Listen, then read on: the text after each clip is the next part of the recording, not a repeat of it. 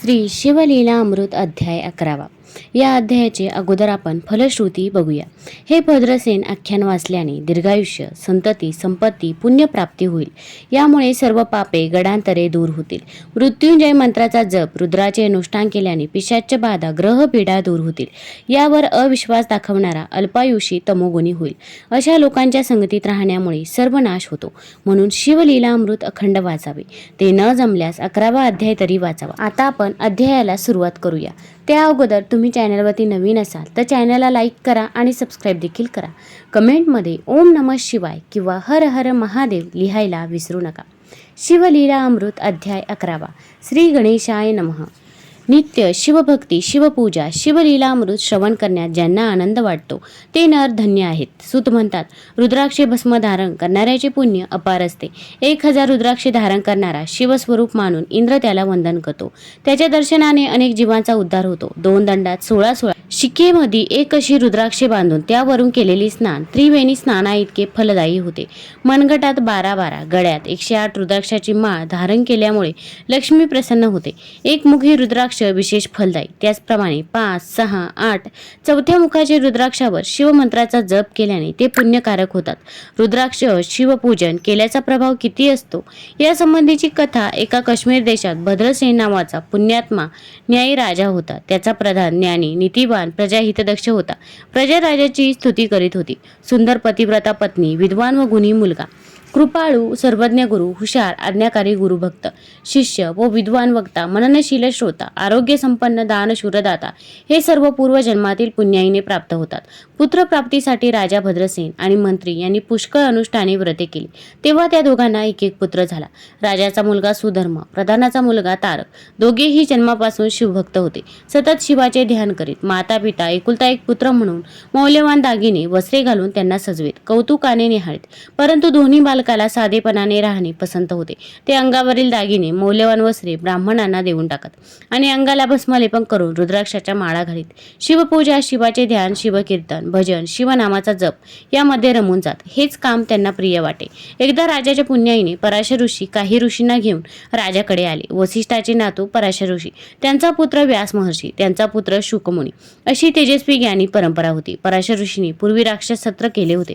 भद्रसेन राजाचे पराशर ऋषी कुलगुरू होते.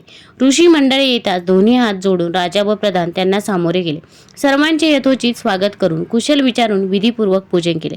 वस्त्रे, आभूषणे दान केली. स्वादिष्ट भोजन दिले. त्यानंतर राजा प्रधानाने आपली दोन्ही मुले ऋषींच्या पायावर घातली आणि राजा व प्रधान म्हणाले, गुरुदेव, आम्हा दोघांची 2 मुले रात्रंदिवस शिवपूजा, शिवध्यान, शिवनामाचा जप यात दंग असतात. त्यांना मौल्यवान वस्त्रे, आभूषणे आवडत नाही. ते कोणाशीही बोलत नाहीत. राज्य, सुख, वैभव त्यांना आवडत नाही. यांचे आचरण पाहून आम्हाला यांची काळजी वाटते की पुढे हे तरुण झाल्यावर राज्यकारभाराची सूत्रे कशी सांभाळतील. मुलांना आशीर्वाद देत त्यांच्या तेजस्वी मुखाकडे पाहून पराशर ऋषींना आनंद वाटला. ते म्हणाले, हे दोघे शिवभक्त का झाले या संबंधीची कथा मी तुम्हाला सांगतो. काश्मीर देशातील नंदीग्राम नावाच्या शहरात महानंदा नावाची वेश्या होती. ती अत्यंत धनवान, सर्व प्रकारची वैभव सत्ता तिच्याजवळ होती. तिच्या अप्रतिम गायन कलेमुळे, नृत्यातील प्रावीण्यामुळे शहरातील उच्च श्रीमंत व्यापारी, अधिकारी तिच्याकडे येत. परंतु ती आपल्या व्यवसायातही पतिव्रता होती. ज्या दिवशी एका पुरुषाबरोबर संबंध ठेवला जात असे त्या दिवशी अन्य पुरुषाला ती भेटत नसे, मग तो कितीही धनवान असो. याशिवाय ती परम शिवभक्त होती. सोमवार, प्रदोष, शिवरात्रीचे व्रत नियमितपणे करे. 1 लक्ष बेलपत्रे शिवपिंडीवर अर्पण करून पूजा करीत असे. अन्नछत्रही तिने चालवले. उदार आणि वृत्तीने ती दानी होती. श्रावणात 1 कोटी शिवलिंगे तयार करून त्याची पूजा ब्राह्मणांकडून करून घे. त्यांना दान दक्षिणा देई. तिने आपल्या घरी 1 कुत्रा आणि 1 माकड पाळले होते. तिच्या नृत्यशाळेत त्यांना बांधून ठेवले होते. कौतुकाने त्यांच्या अंगाला भस्म लावी. त्यांच्या गळ्यात रुद्राक्षाच्या माळा घालीत असे. आपल्या प्रसन्नतेसाठी तिने त्यांनाही शिवभजनाच्या तालावर नाच करायला शिकवले. ती नाचू लागली की ते दोघेही नाचत असे. तेथे शिवपूजा, शिवकीर्तन, गायन होत असे. महानंदेच्या संगतीने त्यांनाही शिवभक्ती घडत असे. नृत्यशाळेतच तिचे छोटेसे शिवमंदिर होते. एकदा तिची भक्ती परीक्षा करण्याकरता शिवाने व्यापाऱ्याचे रूप घेतले व ते महानंदेकडे आले. शिवाचे पुरुषी लावण्य पाहून ती तन्मय झाली. त्यांचे स्वागत करून तिने त्यांना मंचकावर बसवले. त्यांच्या हातातले रत्नखडीत कंकण तिने पाहिले. त्या क्षणी व्यापाऱ्याने ते कंकण काढून महानंदेच्या हाती दिले. महानंदेला आनंद झाला. ती म्हणाली, आजपासून आजपासून 3 दिवस मी तुमची दासी झाले. असा करार झाला. व्यापाऱ्याने ते मान्य केले. त्यानंतर व्यापाऱ्याने आपल्याजवळील दिव्य शिवलिंग काढून तिच्याजवळ देत म्हटले, हे शिवलिंग मला प्राणापेक्षा प्रिय आहे. हे भंगले, जळून गेले किंवा हरवले तर मी अग्निप्रवेश करीन. म्हणून तू हे शिवलिंग काळजीपूर्वक जपून ठेव. माझे व्रत फार कठीण आहे अवश्य. म्हणून महानंदेने ते तेजस्वी शिवलिंग नृत्यशाळेत नेऊन ठेवले. थोड्या वेळाने ती दोघेही रत्नखचित मंचकावर झोपली. तिला झोप लागलेली पाहून शंकराने लीला केली. नृत्यशाळेला आग लावली. आगीच्या ज्वाळा पाहून लोक आरडाओरडा करू लागले. महानंदा शांत झोपलेली होती. तिला व्यापाऱ्याने जागे केले. ती धावतच नृत्यशाळेत गेली. तेथे बांधलेले कुत्रा व माकड यांना मुक्त केले. ते पळतच जंगलात निघून गेले आणि तेवढ्यात नृत्यशाळा भस्मात झाली आणि अग्नी शांत झाला. तेव्हा व्यापाऱ्याने विचारले, महानंदे, माझे दिव्य शिवलिंग या आगीत जळाले की काय? तुला मी काळजीपूर्वक सांभाळून ठेवण्यास सांगितले होते. हे ऐकताच महानंदा घाबरी झाली. शिवलिंग भस्मात झाले या विचाराने पश्चाताप करून रडू लागली. व्यापारी म्हणाला, आपल्या कराराचा आज दुसरा दिवस आहे, परंतु शिवलिंग भस्म झाले म्हणून ठरल्याप्रमाणे मी अग्निप्रवेश करतो. असे म्हणून व्यापाऱ्याने चित्ता तयार केली आणि ओम नमः शिवाय म्हणून चित्तेत उडी घेतली. हे पाहून महानंदा दुःखी झाली. तिने ब्राह्मणाला बोलावून आपली संपत्ती, महाल सर्वांचे ध्यान केले. त्यानंतर तिने स्नान केले, अंगाला भस्म लावले, रुद्राक्षे धारण केले, शिवाचे ध्यान केले आणि त्याच अग्निकुंडात हर हर शिव शिव म्हणून उडी टाकली. त्या क्षणी उदयचलावरून सूर्य प्रकट व्हावा तसे भगवान शंकर प्रकट झाले. त्यांनी वरचेवर चेंडू झेललेला त्या सहजपणे महानंदेला वरचेवर उचलले. छातीशी धरून म्हणाले, मी तुझ्यावर प्रसन्न आहे. हवा तो वर माग. देवा, हे सर्व नंदीग्राम नगर उद्धरून न्यावे. तथाच तो म्हणत शिव अंतर्धान पावले. अशा प्रकारे आपली माता, बंधू, नगरवासी यांच्यासह महानंदा शिवलोकी गेली. त्या शिवलोकी आदी, व्याधी, क्षुधा, तृष्णा नाही, म्हणून तेथे भेदबुद्धी, काम, क्रोध, दुःख, मद, मत्सर नाहीत. तेथील पाणी अमृताप्रमाणे गोड, कल्पतरूची बने, कामधेनूची खिल्लारे, चिंतामणीची घरे. तेथे शिवभक्तांना जे पाहिजे ते त्वरित लाभते. ही कथा सांगून पराशर ऋषी म्हणाले, राजा महानंदेने पाळलेले माकड आणि कुत्रा या जन्मी सुधर्मा आणि तारक म्हणून जन्माला आले आहे. पूर्वजन्मीच्या शिवभक्तीच्या पुण्याईमुळे या जन्मी त्यांना मानव देह अधिकाराप्रमाणे मिळाले. ते दोघे योग्य वेळ येताच त्यांच्या अधिकाराप्रमाणे उत्तम राज्यकारभार करतील. तुम्ही त्यांची चिंता करू नका. ते तुम्हाला शिवभक्तीची दीक्षा देतील. भद्रसेन राजाने प्रधान आपत्यासह पराशर ऋषींना साष्टांग नमस्कार केला. ते म्हणाले, आम्हाला सुपुत्राचा लाभ झाला, आम्ही धन्य झालो. आता हे दोघे किती काळ राज्यकारभार करतील, यांचे आयुष्य किती आहे, कृपया आम्हाला ते सांगावे, कारण ते दोघे नवसाचे एकुलते असल्याने आम्हाला ते प्राणप्रिय आहेत. म्हणून आपल्याला विनंती आहे. पराशर म्हणाले, राजा, खरे सांगितले तर तुम्हाला दुःख होईल आणि खोटे बोलले तर मला पाप लागेल. तेव्हा ऐक. तुझ्या मुलाला आज 12 वर्ष पूर्ण झाली आहेत. आजपासून 7व्या दिवशी तुझा मुलगा मृत्यू पावेल. हे ऐकताच राजा मूर्छित होऊन पडला. सर्व जनता शोक करू लागली. अंतपुरातील स्त्रिया रडू लागल्या. राजा शुद्धीवर येताच हाय हाय करून शोक करू लागला. तेव्हा पराशर ऋषींनी त्याला सावध करून धीर देत म्हटले, राजा, मी काय सांगतो ते ऐक. जेव्हा सर्व चराचर केवळ ब्रह्ममय होते तेव्हा ब्रह्म असे स्फुरण होऊन महत् नावाचे तत्व मायेने उत्पन्न झाले. सत्व, रज, तम हे त्रिविध अहंकार शिवाच्या इच्छेने घडून आले. शिवाने सत्वापासून विष्णू, रजापासून विधाता, तमोगुणापासून सर्व विनाश करणाऱ्या रुद्राला निर्माण केले. सृष्टीच्या रचनेची विधात्याला आज्ञा केली आणि 4 वेदाचे सार असणारा रुद्र अध्याय शिकवला. हे शिवाचे रूप आहे असे जाणून विधात्याने आपल्या 7 पुत्रांना उपदेश दिला. रुद्राध्यायाच्या अनुष्ठानाने आयुष्य वाढते. म्हणून हे राजा भद्रसेना, तू रुद्राची आवर्तने कर, शिवाला अभिषेक कर.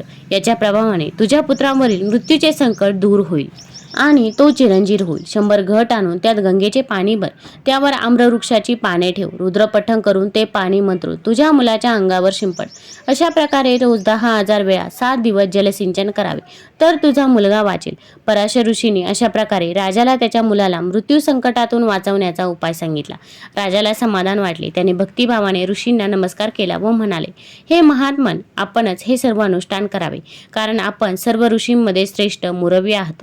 मी सर्व तयारी करतो. यानंतर पराशर ऋषींनी अत्यंत विरक्त, सुशील, शुभलक्षणयुक्त असे 1000 ब्राह्मण बोलवले.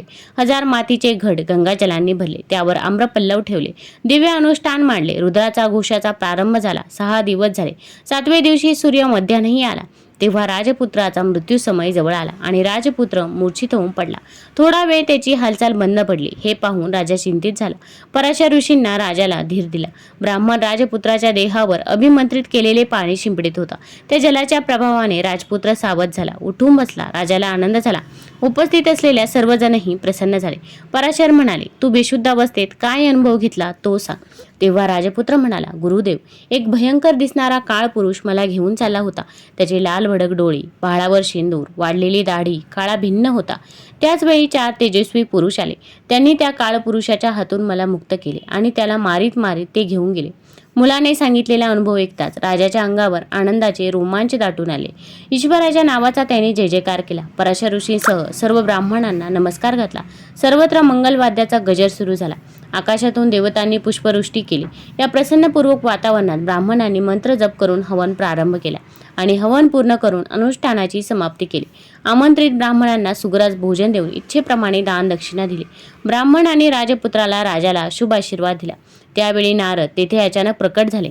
नारद, वाल्मिकी, व्यास ध्रुवाचे गुरु असल्याने त्रिभुवनाला वंद्य आहेत. 14 विद्या 64 कला त्यांना पूर्ण अवगत असतात.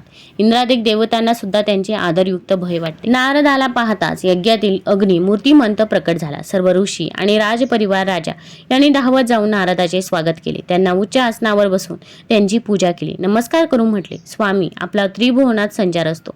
आपल्याला दिव्य दृष्टी आहे. तेव्हा काही अद्भुत पाहिले का? नारद म्हणाले, मी इकडे येत असताना मार्गावर 4 शिवदूत मला भेटले. त्यात वीरभद्रही होता. त्यांनी मृत्यूला बांधून चालवले होते. वीरभद्र मृत्यूला विचारत होता, तू कोणाच्या आज्ञेने भद्रसेनाच्या मुलाला घेऊन चालला होता? त्याला 10,000 वर्ष आयुष्य आहे. राजा, तू रुद्रानुष्ठान केल्यामुळे तुझ्या मुलाचे मृत्यू संकट टळे. राजाने नारदाला नमस्कार केला. नारद अंतर्धान पावले. त्यानंतर राजाने रुद्राचे सहस्रावर्तन केले. आपल्या पुत्राला राज्य गादीवर बसवले. तारकाला युवराज केले. राजा प्रधान तप करण्यास वनात निघून गेले. यथावकाश ते दोघे शिवपदास गेले. तुम्हाला जर हा अध्याय आवडला असेल तर कमेंटमध्ये हर हर महादेव जरूर लिहा. धन्यवाद.